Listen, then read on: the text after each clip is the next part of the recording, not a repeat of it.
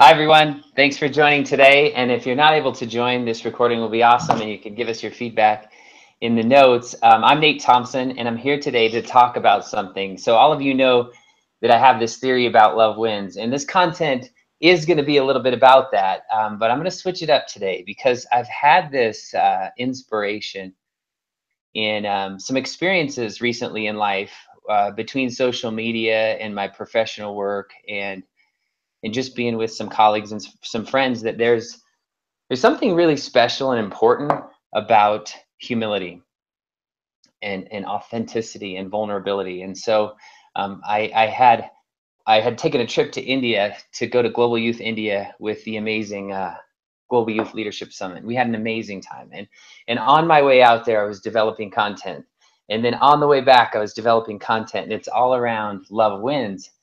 And this powerful concept of love wins that when we have love in our lives, when we feel love, give love, share love, be love, contribute love, that everything in life gets better. And in the absence of love, life starts to become painful and challenging and distorted. And there's something just remarkable about this deep need that we all have. One of the deepest needs in humanity is to feel love and to know that we're loved. And it's this one of the most powerful forces in the universe, and it's free, and it's in abundance, it's unlimited in supply. And so there's this whole thing that I'm working on that front. But today I've been inspired to take a very different approach, and this is going to be an experiment. I don't know I don't know if this is going to work, but I'm inspired to try this today, and I hope that it resonates for you. So if this thing is going to be more loose and raw, I'm going to just go for this and see where it goes. And I hope that you'll stay here with me and have this journey. We can have this journey together. And in that, I would like to go through this, share this moment of my vulnerability that I want to share with you. And then at the end, I'd like to do questions. So if that's okay, we'll keep that format. I'm going to tell you a story and share something deeply challenging and true about my life. And at the end, we'll open it up for some questions. So I think that's the format that will work best for today. And we'll take this experiment and see where it goes. I'm going to ask my brother Sergio to hop on for a second to talk to you about how the background logistics are going to work. All right, everybody, and welcome, Nate. So we're going to hold questions till the very end. If, as you're watching, you have a question, there's a bunch of different places you can put it. You can send me a direct message. You can post it in one of the Facebook events or the Facebook group, right on YouTube, anywhere you want, as long as you get it to me, and then I'll queue them up for the end. Again, thank you so much, Nate, for giving your time. This is going to be an amazing session. I love how you just threw your topic out the window and you're just going to go for it, because that's who you are. You just embody authenticity. And so I'm really excited. So I'll send it back to you. Okay. Thanks, brother. Okay. So to bring it back into context, and right before I start, I've been looking at the social media feeds, and I've been watching the news and kind of the state where our country is in, and this idea of humility and vulnerability and authenticity. Sometimes I feel like has been pushed to the back, if you will. I'm noticed I'm missing the who we really are, and who am I really, and what are we really connecting about in life today. And it feels, and I don't know if you guys feel this, maybe I'm the only one that feels it, something feels different right now, and less connected, maybe more divided and divisive. And that's what I'm inspired by. Is I don't believe that's the truth. I don't believe that's who we are. I don't believe that's the way. And I'm not saying this is the way, but I feel like we're losing connection. And so this is me trying to try something different. And maybe it'll work, maybe it won't, but let's get after it. The power of humility and vulnerability. Right now, I'd like you to think about one of the hardest moments in your life. A moment that you thought, maybe I hope something like this never happens, and then it did. And you find yourself sort of reeling and completely unprepared to deal with a moment like this. That's the kind of moment that I'm gonna share with you now. And that begins with, imagine me sitting at a table with my parents on each side. So I have my mom on my right and my dad on my left, and the house is empty. It's just us. I have my brother and sister are old enough and have moved on, and it's just mom and dad. And I had come back from San Diego, where I had lived for 8 years, and I came in the house, and I needed to talk to them because I had to share something.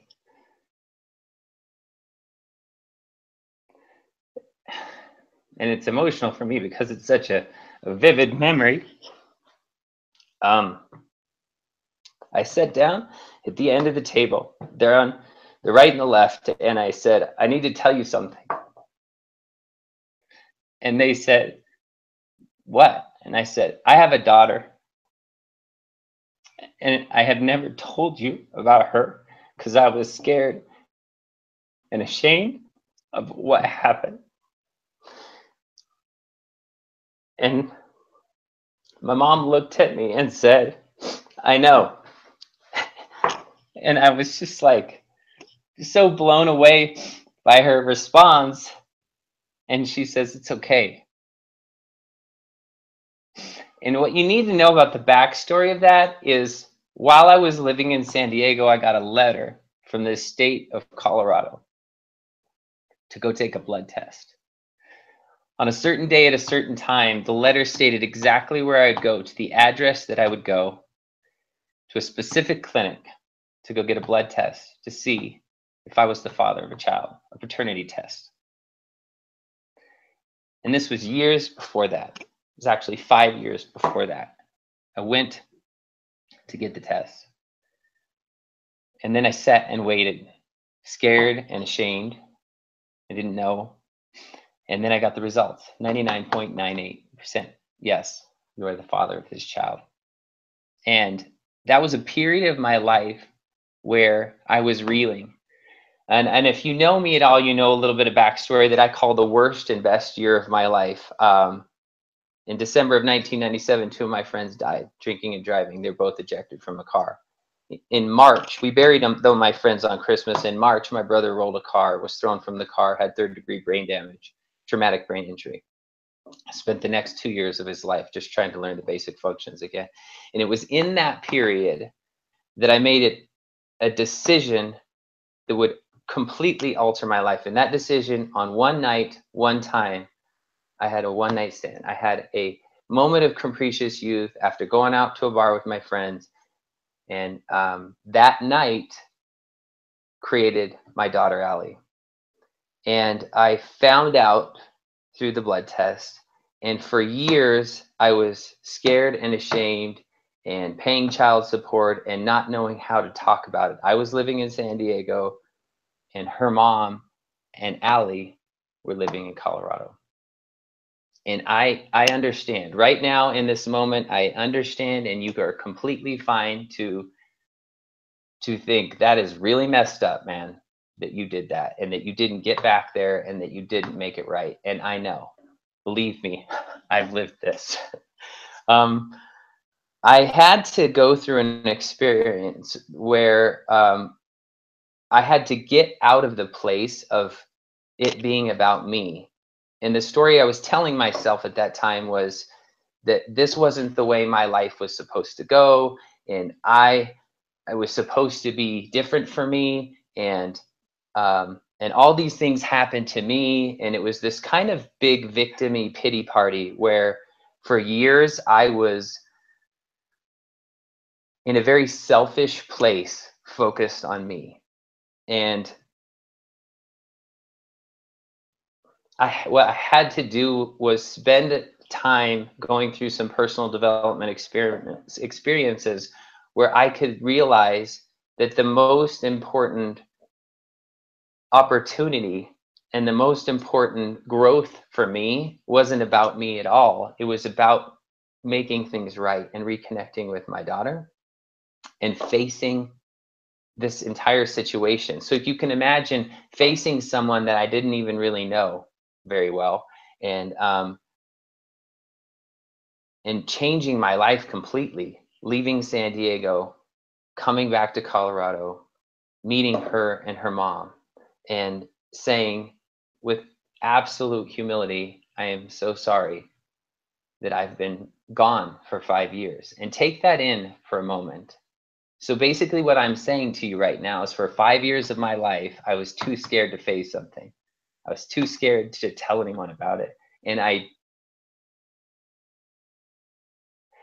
tried to work like 80 to 100-hour weeks so that I could make enough money to pay child support and still pay my bills, and that I could sort of preoccupy my time so I didn't have to think about this situation that was going on in my life.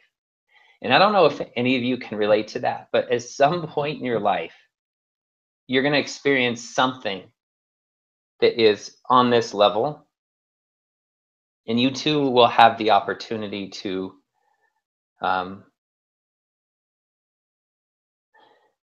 begin a new journey and become a better version of yourself. And I feel like that's what this has been for me. So that was the backstory. I sent an email to her mom. After going through years of personal development, I realized that I'm not a victim, and this isn't a pity party. And the best and most important thing I can do is get in contact with her and reach out. So I emailed because that's the only thing I had. And in the email, I said, I know that I haven't made the best decisions. I know that this situation is not ideal, and I know that you might not even respond to this email, but I'm asking you, please, I'd like to meet my daughter, Allie, and I would like to get involved in her life, and I would like to try to be a better man and a better father and just be a good human being. And even if you say no to me, I'm going to keep trying. And she responded.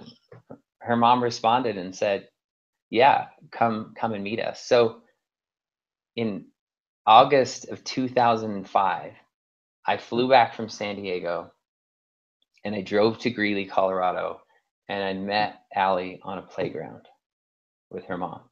And I can't explain why. I guess maybe because we're genetically connected, but right there on the playground, it was immediate connection. And between the conversation with my mom and dad and the connection with Allie, a tremendous healing took place in me. And I learned a powerful lesson in that moment, which is no matter how hard I tried to stuff all that stuff down and just work really hard and try to ignore all the feeling and the turmoil inside of me, it didn't work. There was nothing that would make that go away until I faced what I had created.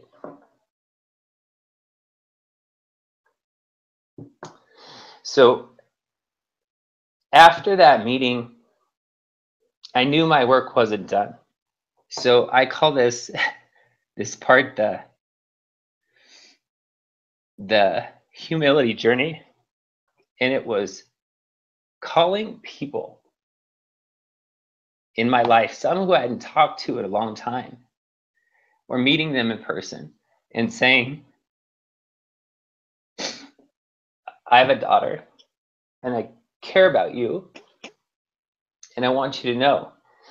And part of the reason I'm telling you is because I need to own this to everybody. It's part of my humility and my vulnerability and my journey. And I was so shocked. For 5 years when this was going on, I had made up all these stories that people would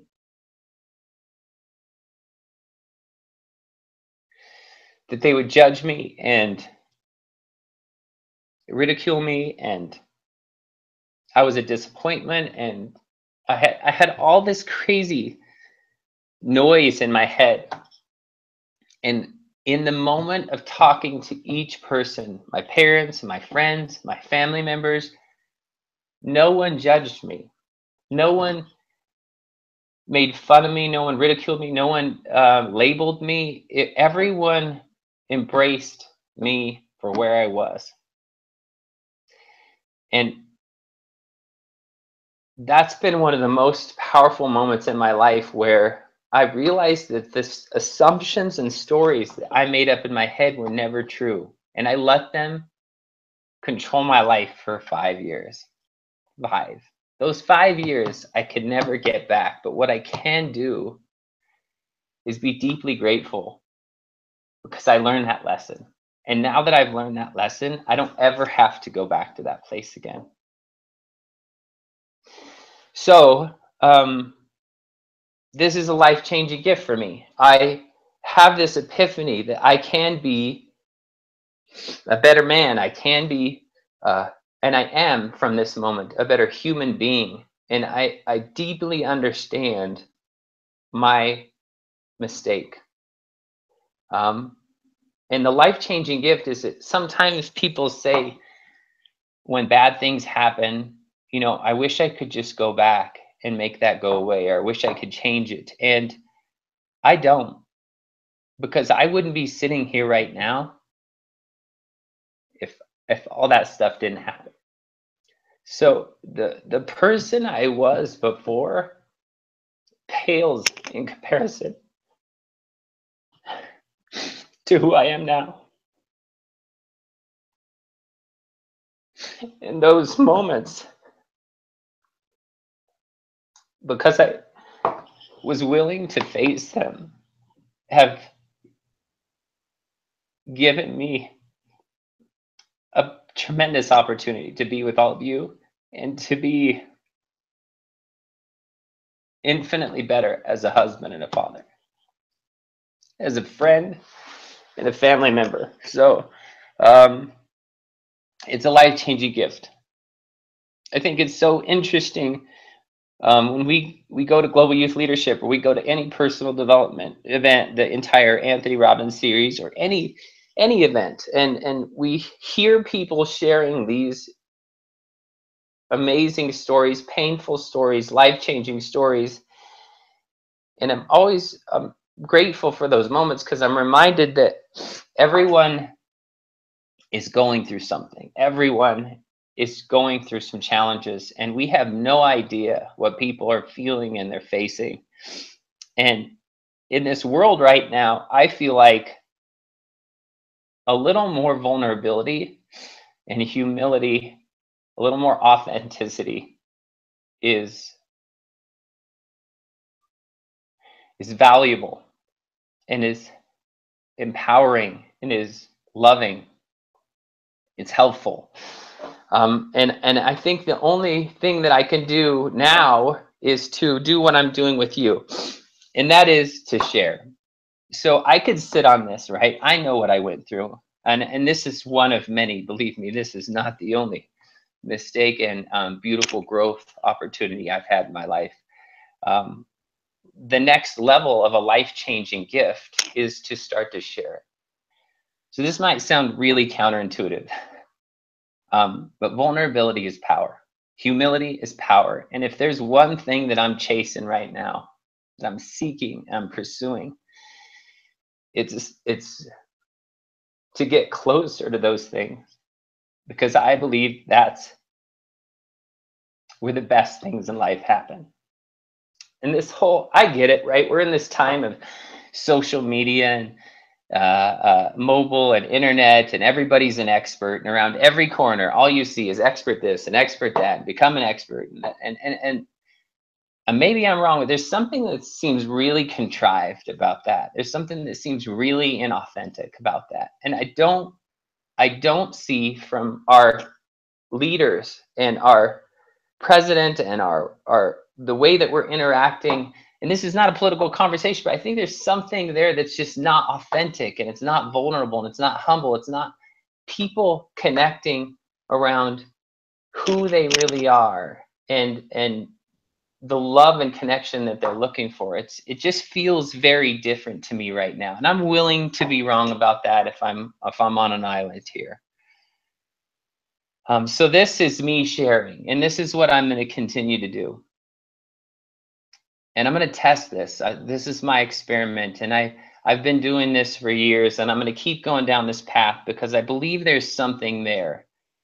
I believe that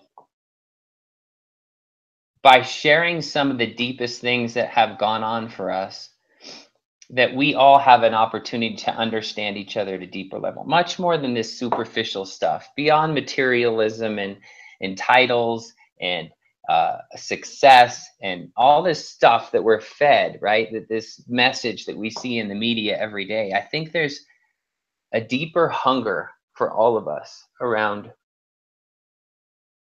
truth and authenticity, humility and vulnerability. So, you know, give me feedback. You guys, you can tell me if this is, if it doesn't resonate. You can tell me if, you know, Nate, this is, I would rather have some expert teach me something and present to me from a stage, but I just wanted to give this a go. And so what my ask of you as I come to the end of this, and I intentionally didn't plan a presentation here. I just wanted to drop into something raw and just try to come from my heart and say, let's see what happens. I want to try to send a different kind of energy into the universe and see what happens. I want to ask you, what's your one thing? Because when I look back at that time, and the reason that I share like this now is because I know how heavy it feels, like 10,000 pounds when you're carrying around a weight like that.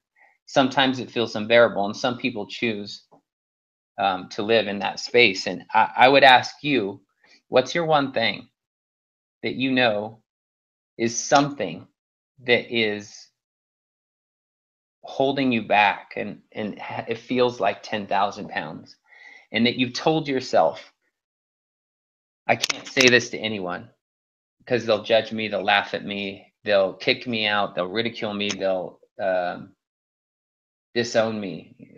These kind of thoughts.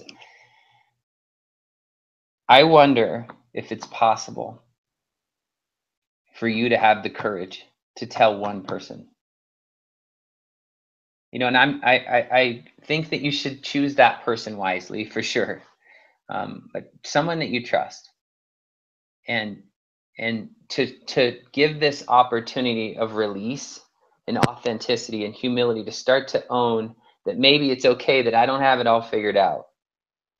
I don't know all the answers, and yes, I make mistakes. I'm a human, and I am fallible, and I think that's kind of an important message for me as a team leader, but as a human being as well. Sometimes you look at people from the stage, and sometimes you look at us team leaders and think, oh, well, you know, they're just telling me the answers and they have it all figured out. And I can say to you right now, I'll speak on behalf of me, I do not have it all figured out, but I am a damn passionate student. And I aspire like crazy to keep learning and growing, to achieve my potential and become a better version of myself. And I think one of the most powerful ways to go after that is to get to a more authentic, humble, and vulnerable place. So I'm going to continue to share. I hope you will too. My invitation to you is to find your one thing, and then find that person even today, and to start to begin to let it go. Start to begin to open to this journey of humility, vulnerability, and authenticity, and to watch this remarkable life-changing gift do its work.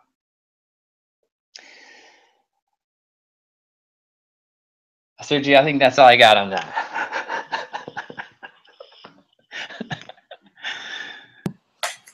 Nate, that was by an order of magnitude the best session we've ever had.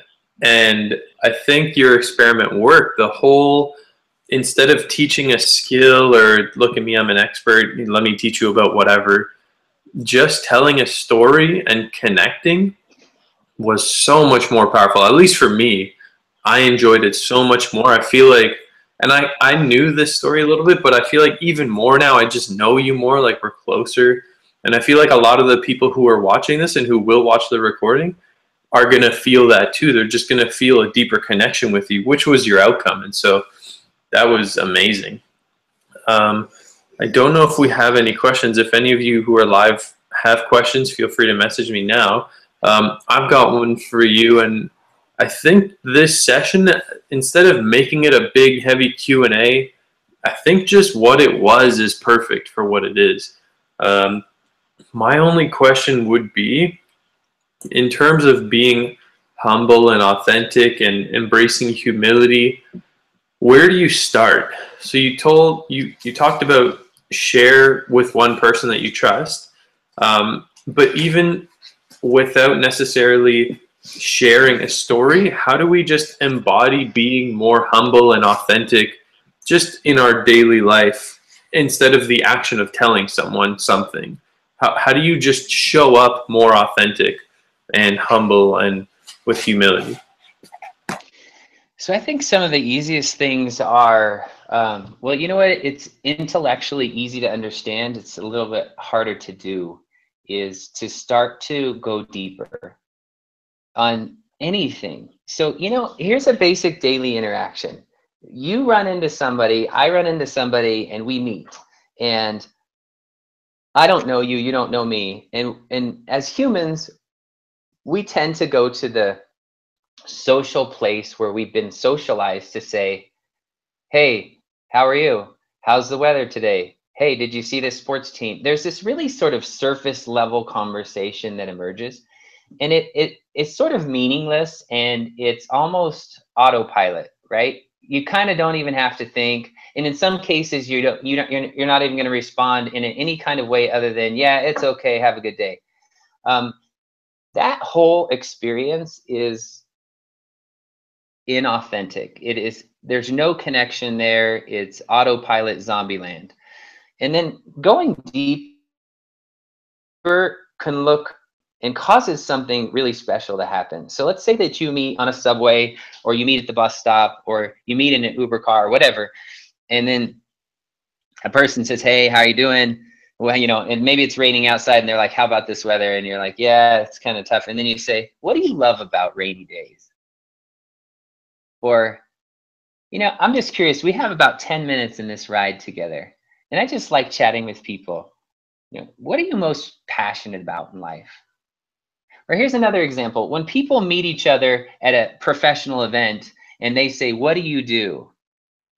And your response back to them could be, well, I could tell you what I do, but let me tell you what I'm most passionate about right now. Or I'd actually like to really hear about the top 3 things that you love the most in your life. There's something that happens when you go beyond the normal day-to-day routine. And so I think that's an easy way for people to start going deeper into that place. Another example is with your close relationships, is to start going deeper with the relationship. The simple example is telling people how you feel. When my friends died, that was the moment that I learned that life is fleeting, that we aren't promised tomorrow. And so from that time, I started telling people how I feel about them. In fact, I didn't tell people I love them a whole lot. It was kind of rare when I was younger. And I'm not exactly sure why I didn't say that a lot. But once my friends died, I was like, okay, this could be over tomorrow. I need to let people know how I feel. So just saying, I love you. And if when you say that word or those words, and if you notice that it feels a little awkward, that's a really good indicator that you could grow in that space. Just telling people I love you. Thank you. I just really appreciate our friendship.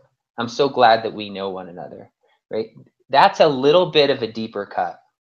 So I'm not suggesting that you have to run out and kind of reveal all your deepest secrets, which actually I think is awesome. And I'm not going to tell you to not do that. This is me doing it with you.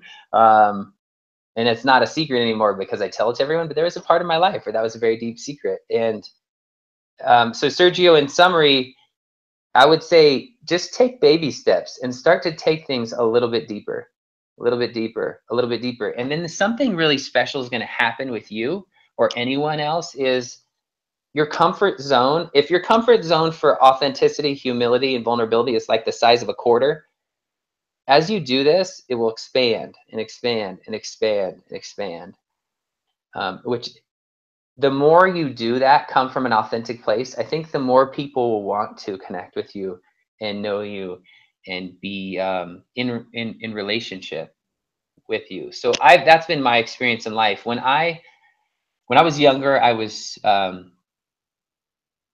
coming from a selfish place, an egotistical place, a significant place. I was insecure, but I wanted to be cool and respected. And so the way that I would come off would drive people away. And frankly, I was kind of a jerk. So it took me a number of years to figure out that the thing that I was seeking, I could never get through that selfish approach. And this, I think vulnerability, humility, and authenticity are very selfless. So the final thing I'll say on that is the less you're thinking about yourself, the more you're thinking about others, caring about them as human beings, how you treat other human beings. I don't care who you are, what your title is. I don't care how much money you have. I don't care what your pedigree is. I don't care if you think you're the most successful person in the world. I can tell a lot about you by how you treat other people. And I'm not saying I'm the best at that at all, but I'm aspiring to get better every day with how I can be selfless and in connection with other people. Is that helpful? That was a beautiful answer. We've got a little bit more time. And I know at the beginning you said that you worked on all this Love Wins content and then you threw it all out to do this, which was amazing. I'm really happy you did. But I'm also curious if you want to give me maybe the big 30,000 foot macro summary in just a couple sentences around some of the things that you've been thinking about. That would be awesome.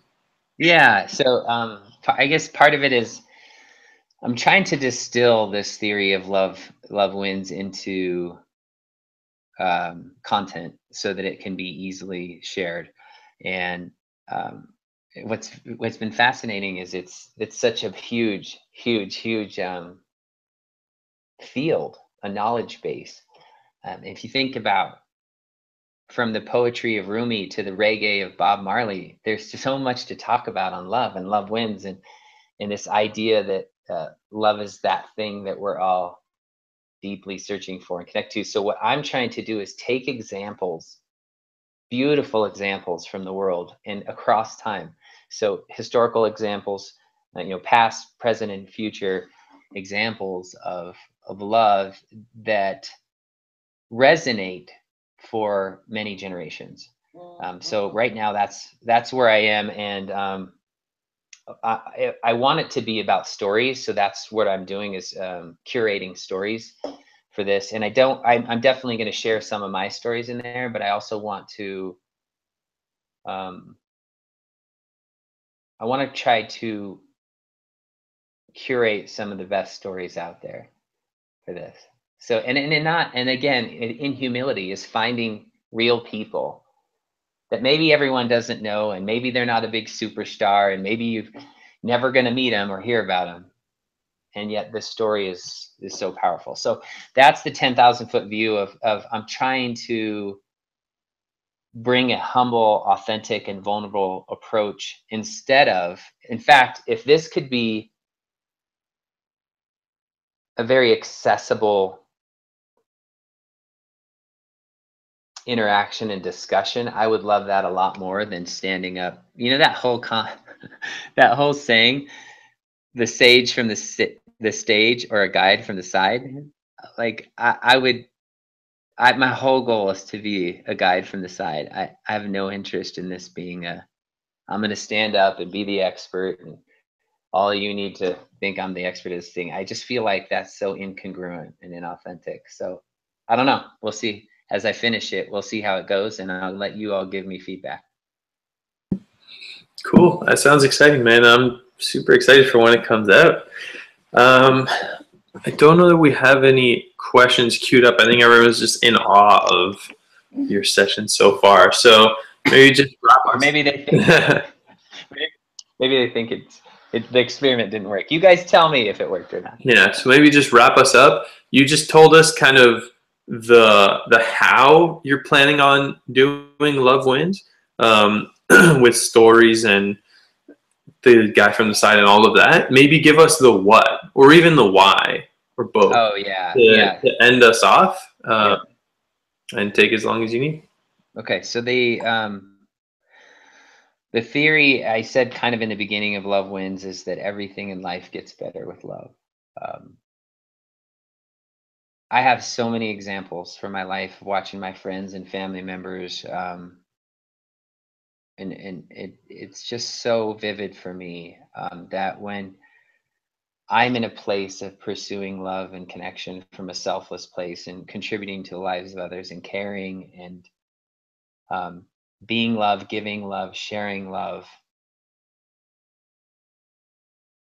contributing love, there's no question in my mind about how powerful that is for all involved. And when we go to Global Youth Leadership, that's the deepest part of the event. It's not that quote you heard, it's not that book you got.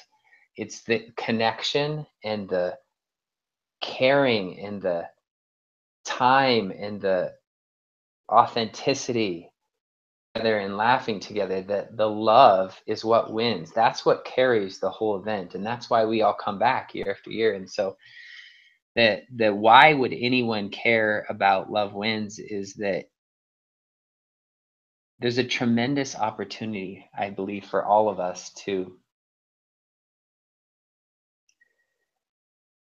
be that force for good in the world, and to not only fill our own cup, but to fill the cups of others. And I think that's the humility, vulnerability part of this is, yeah, I could go pursue love and say, I want more love and I need more love and you guys should give me more love. It just sounds ridiculous, right? And to flip that is to go, how can I give love today? How can I be love today? How can I share love today? And it's so simple. This is the craziest part about it. You think all these other products and stuff you see online, you have to pay $10,000 to come to blah, blah, blah event, and we'll teach you how to be an expert. And I think that it's something really ironic about love is free. It's unlimited. It's one of the most powerful forces in the entire universe, and every human is deeply seeking this. And we could give it away at will. It's all of ours, free, in unlimited supply. So I think that there's something really beautiful about going to that place and spending the rest of my life just pursuing this thing and see where it goes. And maybe it'll be awesome, and maybe it can be a movement or something, or maybe it'll just be my journey and I'll just live it and love it. I don't know, but I'm going to find out. Perfect. All right. Well, thank you so much, Nate, for giving your time. This was an amazing session. I'm so excited for a ton of people to watch it. For those of you watching all the way to the end, if you've made it this far, I just want to honor you for being here on this Saturday morning or wherever you are in the world. And for those of you watching the recording, you've listened a good way, and hopefully you've learned a few things and will apply this in your life. I know I will. So I just want to thank you again, Nate, for just being who you are, for being an example of just authenticity and humility. You're just an incredible role model for the kids at GYLS and just for everyone that you interact with. Everyone's lucky to have you as a role model, and I know I am. So I just want to take this time to appreciate you. Thank you, Sergio. None of this would be happening without you. One of the best parts of Global Youth Leadership is this platform you've created where we get to continue to learn and grow together. And you are a force for good. You're a force for love. And I thank you, brother.